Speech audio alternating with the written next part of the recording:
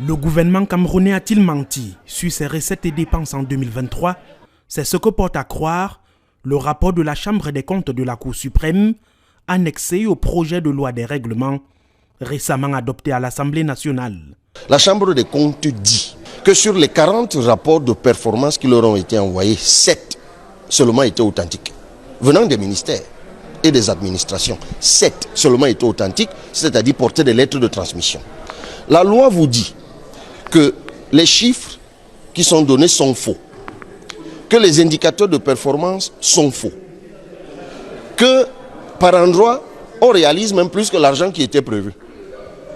Par endroit, on vous dit qu'on a réalisé des choses, il n'y a aucune preuve. Ce rapport de la Chambre des comptes dit qu'aucune donnée dans cette loi de règlement n'est fiable et qu'en aucun cas il ne ressort la volonté du gouvernement d'agir dans le sens du changement. Je suis en train de vous citer le rapport de la Chambre des comptes parce que de tous les documents qui sont annexés à la loi de règlement, le seul qui ne vient pas des administrations qui bidouillent la loi, c'est la Chambre des comptes. D'autres parlementaires sollicités s'abstiennent de tout commentaire sur l'avis de la Chambre des comptes.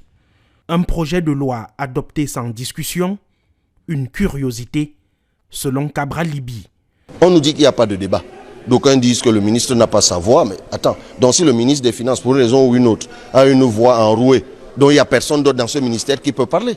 Ah ben non, on ne peut pas autant personnaliser une république. Non, la vraie raison n'est pas là. La vraie raison, c'est qu'ils ont refusé aux députés la possibilité d'indexer le gouvernement sur les tripatouillages et les bidouillages qu'il y a dans cette loi de règlement. Des pratiques monnaie courante au Parlement camerounais, une forme de complicité dans la malgouvernance et à titre d'exemple, les fonds alloués aux collectivités territoriales en 2023 ont été mis à disposition avec un déficit de 108 milliards de francs CFA.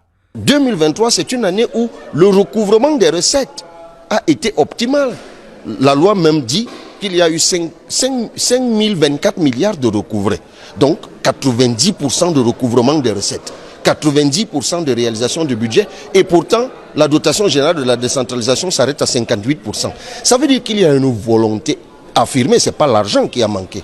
C'est une volonté affirmée, assumée, entretenue, d'appauvrir les collectivités territoriales décentralisées, de les priver de ressources, donc d'empêcher la réalisation de ce qui soulage les Camerounais. Autre violation flagrante de la loi décriée chaque année, le dépôt tardif du projet de loi des finances 2025.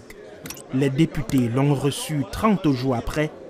Impossible de l'examiner dans le fond avant sa validation. Vous rêvez d'une nouvelle maison, d'un investissement sûr ou de simplifier la gestion de vos biens? Mapiol est la solution. Grâce à nos services adaptés à vos besoins, Mapiol vous accompagne à chaque étape de votre projet immobilier. Mapiol, c'est aussi la plateforme immobilière entièrement digitale qui s'adapte à vos préférences et à vos sélections pour vous recommander des propriétés qui répondent le mieux à vos critères. Avec Mapiol, simplifiez-vous la vie en bénéficiant de nos différents offres et services immobiliers, notamment l'achat, la vente, la construction, la location, le financement et l'investissement. Bénéficiez également d'un accompagnement juridique expert pour sécuriser vos transactions et déléguer la gestion de vos biens en toute confiance. Également, simplifiez vos démarches administratives grâce à notre expertise. Mapiol, c'est la solution globale, accessible et transparente à tous vos besoins immobiliers. Mapiol,